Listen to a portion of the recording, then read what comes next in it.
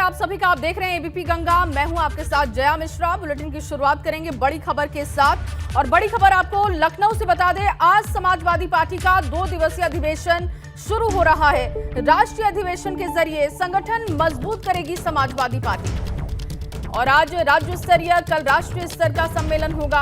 आज प्रदेश अध्यक्ष और कल राष्ट्रीय अध्यक्ष चुना जाएगा। साथ ही आपको ये भी बताएं कि सम्मेलन में 25,000 डेलीगेट्स शामिल होने वाले हैं और इस खबर को लेकर अब चर्चाएं भी तेज है कि किस तरीके की आखिर रणनीति अखिलेश बनाना चाहते हैं। इस सम्मेलन को 2024 लोकसभा चुनाव के लिहाज से खासा माना जा रहा है, क्योंकि इस अधिवेशन के जरिए संगठन को नए सिरे से खड़ा किया जाएगा। इस सम्मेलन की खास बात यह है कि अखिलेश यादव को फिर से सपा का अध्यक्ष चुना जाएगा। साथ ही अधिवेशन में ऊर्जावान सदस्यों को तवज्जो दी जा सकती है और दूसरे दलों से आए नेताओं को भी बड़ी जिम्मेदारी मिल सकती है। खबर तो यह भी है कि आंदोलन से निकले नेताओं को मौका और कमेटियों में गठन पार्टी कार्यकर्ताओं को ध्यान में रखकर किया जाएगा। साथ ही निकाय और लोकसभा चुनाव को लेकर भी बड़ा फैसला हो सकता है। तो 2 दिन का ये अधिवेशन होगा और 2 दिनों के अधिवेशन में कई अहम रणनीति तैयार करने की कोशिश होगी। चुनौतियों के चक्रव्यूह में अखिलेश हैं। अब ये कैसे हैं ये भी अब आपको बता देते हैं। विधानसभा से दूसरी हार और लोकसभा में कमजोर प्रदर्शन, ये एक बड़ा कारण है। सपा के पास सिर्फ 3 सांसद हैं। आजमगढ़ और रामपुर हारी चुनाव के बाद गठबंधन का टूटना, ये तमाम अहम जो कारण है कि अखिलेश के लिए आने वाला समय आसान नहीं रहने वाला है। लोकसभा का विधान परिषद में विपक्षी की कुर्सी उन्होंने गंवाई, विपक्ष की कुर्सी उन्होंने गंवा दी। बूथ स्तर पर पार्टी कमजोर भी है। यादव मुस्लिम तक सीमित होना, ये एक बड़ी कमजोरी अब अखिलेश यादव के लिए साबित हो रही है।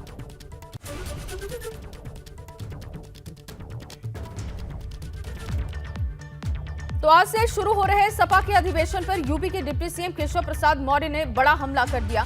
उन्होंने सपा को एक परिवार की पार्टी बताया है। सुनिए। हमको उसमें क्या देखना है, समाजवादी पार्टी परिवारवादी पार्टी है।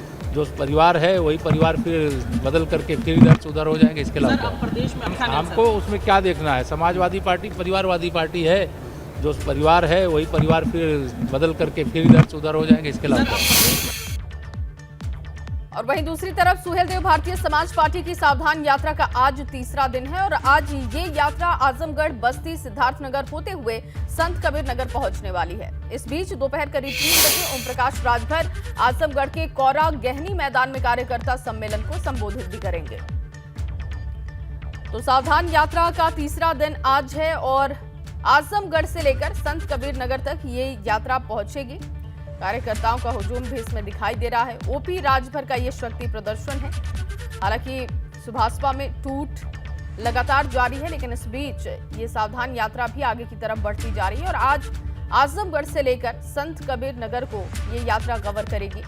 इस बीच कार्यकर्ताओं को संबोधित भी करेंगे। कार्यकर्ता सम्मेलन ओपी राजभर करेंगे, मनोबल बढ़ाएंगे कार्यकर्ताओं का। 27 अक्टूबर तक सावधान यात्रा ये चलने वाली है। पटना में इसका समापन होगा और किस तरीके से ओपी राजभर शक्ति प्रदर्शन कर रहे हैं उसकी एक झलक आप इन तस्वीरों में देख सकते हैं। ये रथ लेकर वो निकले हैं यात्रा पर और आज उनकी यात्रा का तीसरा दिन है। लेकिन यात्रा खत्म होने के बाद देखना होगा कि इसका कितना असर होता है।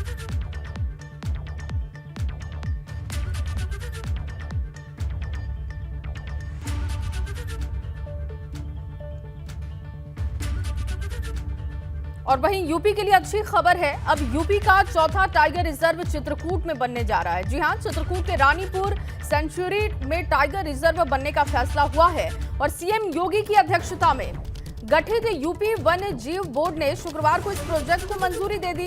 दरअसल केन बेतवा लिंक परियोजना की तरह पन्ना टाइगर रिजर्व में जलभराव की वजह से वहां के बाघ चित्रकूट लाए जाएंगे और इसीलिए सरकार ने यह फैसला किया है और अब 630 वर्ग किलोमीटर के क्षेत्र में रानीपुर टाइगर रिजर्व को विकसित किया जाएगा। ये सरकार ने बड़ा फैसला किया है। तो नया टाइगर रिजर्व बनाने की तैयारी सरकार की अब है और यूपी वन्य जीव बोर्ड से मिली प्रोजेक्ट को हरी झंडी। 630 वर्ग किलोमीटर में टाइगर रिजर्व बनेगा। यूपी का चौथा टाइगर रिजर्व बनाने पर काम अब शुरू होगा।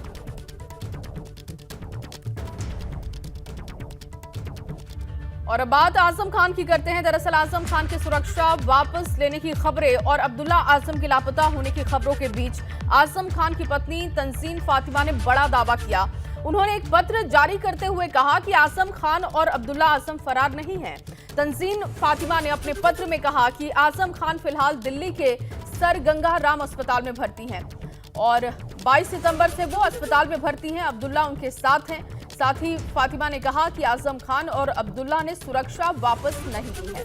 तो बीच में खबर यह भी आई थी कि पिता पुत्र ने अपनी सुरक्षा वापस कर दी है, लेकिन अब देखिए उनकी पत्नी ने एक पत्र जारी किया है और कहा है कि अब्दुल्ला आजम अपने पिता के साथ हैं और आजम खान सर गंगा राम अस्पताल में भर्ती हैं दिल्ली में, क्योंकि उनकी तबीयत ठीक नहीं है और अब्दुल्ला आजम भी अपने पिता के साथ हैं। दोनों फरार नहीं।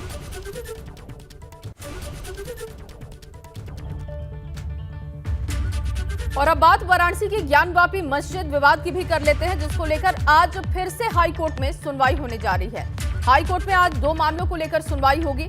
दोपहर 2 बजे से जस्टिस प्रकाश पांड्या की सिंगल बेंच में मामले की सुनवाई होगी और सुनवाई पूरी होने पर हाई कोर्ट 5 याचिकाओं पर फैसला दे सकता है। साथ ही आपको बताएं कि वाराणसी जिला कोर्ट से विवादित परिसर का एएसआई से सर्वेक्षण कराए जाने के आदेश के खिलाफ ये याचिकाएं हैं, जिसको लेकर आज की सुनवाई में एएसआई को अपना हलफनामा दाखिल करना होगा। आपको ये भी बताएं कि हाई कोर्ट में इस विवाद से जुड़ी 5 याचिकाएं दाखिल हैं, जिसमें से 3 पर सुनवाई हो चुकी है और अब इन 2 याचिकाओं पर सुनवाई बाकी है। तो आज अहम दिन है इस मामले में। हाई कोर्ट में 2 याचिकाओं पर सुनवाई होगी। देखना होगा कि कोर्ट की टिप्पणी क्या रहती है। एएसआई से सर्वे कराने के फैसले के खिलाफ ये याचिकाएं हैं। ज्ञानवापी केस पर आज बड़ी सुनवाई होगी हाई कोर्ट में। एएसआई को हलफनामा भी दाखिल करना है।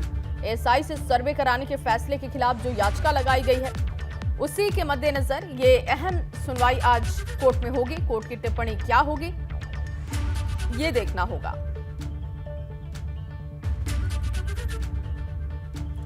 और वहीं सुनवाई से पहले ज्ञानवापी श्रृंगार गौरी केस में नया मोड़ आ चुका है। अब मंदिर प्रशासन से लैंड एक्सचेंज को लेकर मुस्लिम पक्ष सवालों में घिर चुका है, क्योंकि लैंड एक्सचेंज डीड में बाउंड्री के चारों ओर मंदिर का क्षेत्र दिखाया गया है, जिसको लेकर हिंदू पक्ष अब मुखर हो चुका है, क्योंकि एक ही जमीन पर मुस्लिम पक्ष के 2 दावों पर सवाल हो रहा है।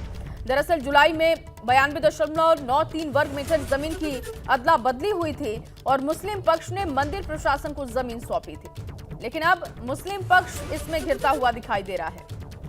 ज्ञानवापी पर मुस्लिम पक्ष को घिरा हुआ है, वो कैसे, वो भी हम आपको बता रहे हैं। मुस्लिम पक्ष ने मंदिर प्रशासन को जमीन सौंपी थी और अब मुस्लिम पक्ष के दावों पर ही सवाल उठने लगे हैं। लैंड एक्सचेंज डील में बाउंड्री के चारों ओर मंदिर की जमीन है।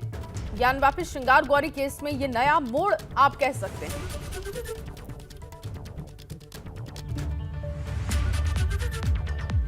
और चलिए इस बीच आपको एक बड़ी खबर लखनऊ से दे दें। आज सीएम योगी ने बड़ी बैठक बुलाई है। जी हां, सभी मंत्रियों के साथ बैठक करने वाले हैं सीएम योगी। शाम 5 बजे सीएम योगी की बैठक है। मंडलीय समीक्षा को लेकर हो सकती है चर्चा। माना जा रहा है कि आज की बैठक में मंडलीय समीक्षा को लेकर चर्चा हो सकती है। इसके साथ ही अन्य मुद्दों पर भी बात हो सकती है। ये बड़ी बैठक बुलाई गई है शाम 5 बजे। आज मंत्रियों के साथ मुख्यमंत्री योगी आदित्यनाथ की बैठक है। शाम 5 बजे सीएम आवास पर ही ये बैठक रखी गई है। मंडलीय समीक्षा को लेकर ये बैठक अहम मानी जा रही है। इसके अलावा कई और भी मुद्दे हैं जिस पर चर्चा संभव मानी जा रही है। शाम 5 बजे का समय इसके लिए तय किया गया है।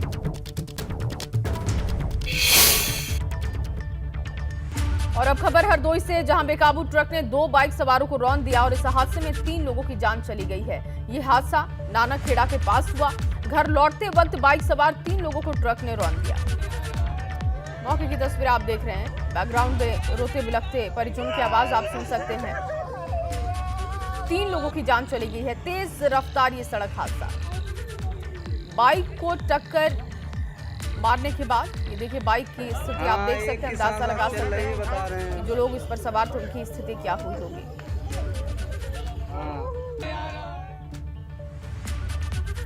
और अगली बड़ी खबर वाराणसी से, योग करते वक्त छात्रा की मौत हो गई। बीएचयू में आयुर्वेदिक विभाग की छात्रा की मौत की खबर है और बताया जा रहा है कि योग करते वक्त अचानक छात्रा की मौत हुई है। तकासियो और आर्थराइटिस बीमारी से ग्रसित थी छात्रा के अचानक मौत से बीएचयू परिसर में हड़कंप की स्थिति। तो गंभीर बीमारी छात्रा को थी। बताया जा रहा है कि योगा कर रही थी और उसी वक्त छात्रा की जान चली गई।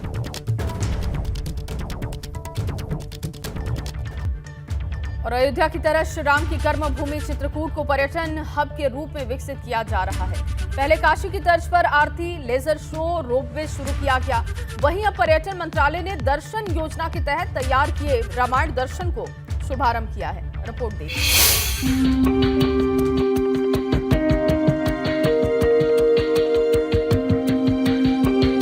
अगर आप चित्रकूट आ रहे हैं तो डिजिटल गैलरी के जरिए जनपद के सभी धार्मिक स्थलों के दर्शन कर सकेंगे। सीएम योगी के ड्रीम प्रोजेक्ट रामायण दर्शन का सांसद आर.के. सिंह पटेल ने फीता काटकर शुभारंभ किया।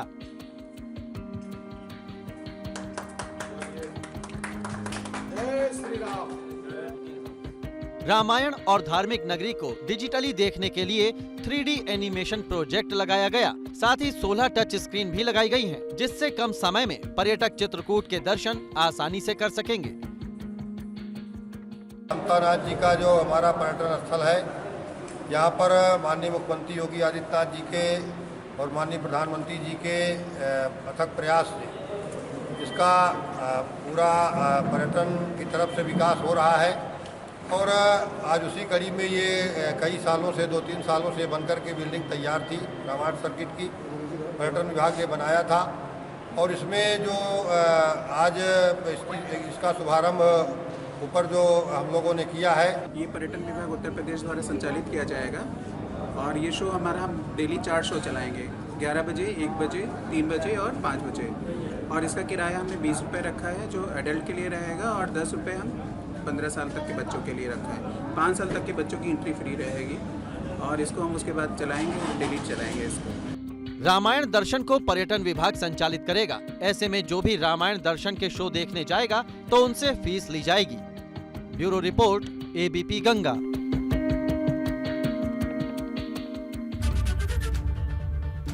और अब खबर नोएडा से, जहां श्रीकांत त्यागी के समर्थक विरोध प्रदर्शन करते हुए देखे गए। यहां सेक्टर 93 स्थित ग्रैंड ओमेक्स सोसाइटी के बाहर बैठकर धरना दिया गया और साथ ही सोसाइटी में लगाए गए पेड़ों को नहीं उखाड़ने की चेतावनी दी गई है। और इसके बाद पुलिस मौके पर पहुंची और उन्हें समझाया गया। तस्वीरें आप देख सकते हैं। इससे पहले अनु त्यागी, श्रीकांत त्यागी की पत्नी ने महेश शर्मा पर गंभीर आरोप लगाए थे। उनका कहना था कि उनके पति को फंसाया गया है और इन सब कुछ के पीछे महेश शर्मा का हाथ है। अब देखिए दूसरी तरफ समर्थकों की तरफ से किस तरीके से धरना दिया गया सोसाइटी के बाहर। त्यागी समाज के लोगों का ये धरना था। विरोध जाहिर किया गया। जिस तरीके की कार्यवाही श्रीकांत त्यागी पर की गई है उसका विरोध किया गया। ओमेक्स सोसाइटी के लोगों का ये धरना आप देख रहे हैं। बात हुई थी कि यहाँ पर पूर्व में ये पेड़ हटाया गया था और त्यागी परिवार जी द्वारा फिर से पेड़ लगाए गए हैं। उसी शिकायत के क्रम में हम लोग यहाँ आए थे और एक पेड़ गिराया भी गया था, लेकिन परिवार के तमाम महिलाएं सामने आईं और विरोध करने लगीं। लेकिन उनका एक और भी अभिकथन था कि हमारे अलावा कुछ और यहाँ पर व्यक्ति हैं जिन्होंने इस प्रकार से अतिक्रमण किए हुए हैं। हमने अभी अनाउंस किया है कि इस प्रकार के जो भी व्यक्ति अतिक्रमण किए हों उनको निर्देशित किया है और स्पष्ट रूप से कहा है कि वो 48 घंटे के अंदर अपना एंक्रोचमेंट हटा दें। इसमें देखिए एसईओ साहब अभी आए थे और उन्होंने अनाउंस किया है 48 घंटे का टाइम दिया है कि जिन लोगों ने भी अतिक्रमण कर रखा है वो 48 घंटे में हटा लें, नहीं तो फिर अथॉरिटी द्वारा कार्रवाई की जाएगी। और चलिए बात मथुरा की करते हैं, जहां यमुना एक्सप्रेसवे पर चलती कार आग का गोला बन गई। यह हादसा यमुना एक्सप्रेसवे के माइलस्टोन संख्या 92 के पास हुआ, जहां नोएडा से आगरा की तरफ जा रही एक्सयूवी गाड़ी में अचानक आग लगने से हड़कंप की स्थिति मच गई। हालांकि कार सवार लोगों ने कूदकर अपनी जान बचा ली। गनीमत ये रही कि कोई हताहत नहीं हुआ। तस्वीर आप देख सकते हैं। एक्सयूवी कार ये बताई जा रही थी जो कि आग का गोला बन गई, लेकिन आग किस वजह से लगी इसकी जानकारी नहीं। गनीमत ये रही कि जो कार सवार थे उन्होंने सूझबूझ दिखाते हुए कूदकर अपनी जान बचा ली।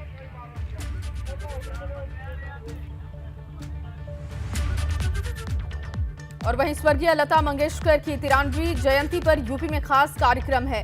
इस खास मौके पर अयोध्या में बने लता मंगेशकर चौराहे का उद्घाटन किया जाएगा। सीएम योगी के अलावा केंद्रीय मंत्री किशन रेड्डी और यूपी के पर्यटन मंत्री जयवीर सिंह के अलावा लता मंगेशकर के परिजन भी उद्घाटन कार्यक्रम में शामिल होंगे। इसके साथ ही आपको बताएं कि सीएम योगी लता मंगेशकर पर आधारित चित्रकला प्रदर्शन का भी अवलोकन करेंगे। और इतना ही नहीं, कार्यक्रम में लता मंगेशकर के भजनों पर कलाकार खास प्रस्तुति देंगे और पीएम का संदेश भी सुनाया जाएगा।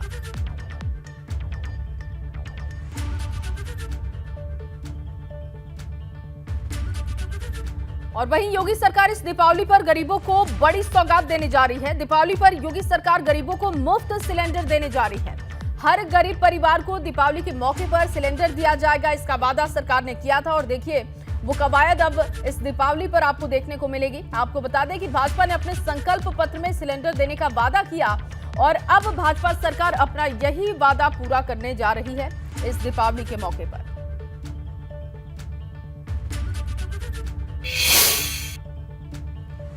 और उधर यूपी के शहर शहर अतिक्रमण पर प्रशासन की बुलडोजर कार्रवाई देखने को मिल रही है। जालौन पीडब्ल्यूडी की जमीन पर कई सालों से अवैध निर्माण पर प्रशासन ने बुलडोजर चलवा दिया। गेस्ट हाउस की आड़ में शासन की आंखों में धूल झोंककर भू माफियाओं ने पीडब्ल्यूडी की जमीन पर कब्जा कर लिया था। 3 बार नोटिस देने के बावजूद सरकारी जमीन पर हुए अवैध निर्माण गिराने पर जवाब नहीं मिलने पर प्रशासन की यह कार्रवाई हुई। उधर मथुरा में वृंदावन विकास प्राधिकरण ने बिना इजाजत के काटी जा रही कॉलोनी पर बुलडोजर चलवा दिया। वृंदावन कोतवाली क्षेत्र के 12 घाट पर बनी अवैध कॉलोनियों पर प्राधिकरण का बुलडोजर चला। तो बुलडोजर कार्रवाई की 2 तस्वीरें आप देख रहे हैं। एक तरफ जालौन की तस्वीर, दूसरी तरफ देखिए तस्वीर जो है वो मथुरा की है।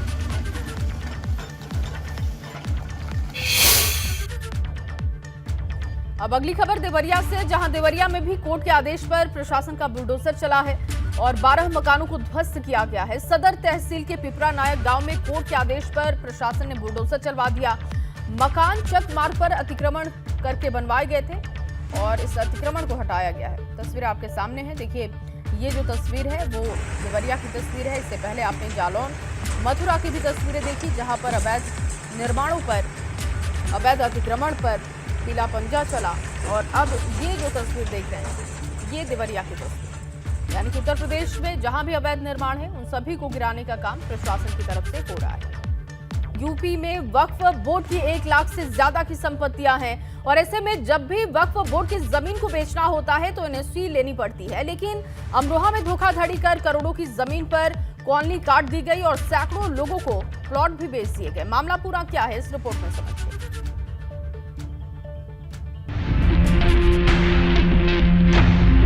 यूपी में वक्फ की संपत्तियों पर अवैध कब्जे का हैरान करने वाला मामला अमरोहा से सामने आया है, जहां माफिया ने वक्फ बोर्ड की करोड़ों की कीमत की जमीन बेच दी। जैसे इस मामले का खुलासा हुआ तो खरीदारों के पैरों के नीचे से जमीन खिसक गई। फौरन ही उन्होंने जिला प्रशासन से शिकायत की। हमारी जमीन वक्फ की निकल गई है, हमें तो पता नहीं था। जमीन कहीं और की दिखाए हैं, प्लॉटिंग कहीं और करे हैं और अब हमें पता चला कि वक्फ की जमीन। गरीब आदमी है, अपने जितनी हमारी हैसियत थी उस हिसाब से हमने ये ली थी और हमें ये पता नहीं था कि हमारे साथ ये वक्फ की जमीन है या हमारे साथ ही ऐसा होगा। आरोप है कि माफिया ने वक्फ बोर्ड की जमीन के कागजातों में हेर फेर कर सैकड़ों लोगों को प्लॉट बेच दिए। जब इसकी शिकायत प्रशासन को मिली तो उन्होंने जांच की बात कही। ना ही कोई लेआउट इनके पास है, ना लेआउट सैंक्शन है, ना ही इनके द्वारा कोई लेआउट दिया। इससे ये लग रहा है कि इनके द्वारा जो रास्ता पार्क जो दिखाए गए ये सब भी वहाँ के क्रेताओं के साथ धोखाधड़ी ही है। जिस जमीन को माफिया ने बेचा है वो 6 बीघा बताई जा रही है। मामला सामने आने के बाद से माफिया भूमिगत हो गए हैं, लेकिन सवाल ये है कि जिस तरह से धोखे से लोगों की गाड़ी कमाई को लूटा गया उसके लिए जिम्मेदार कौन है। Bureau report, ABP Ganga.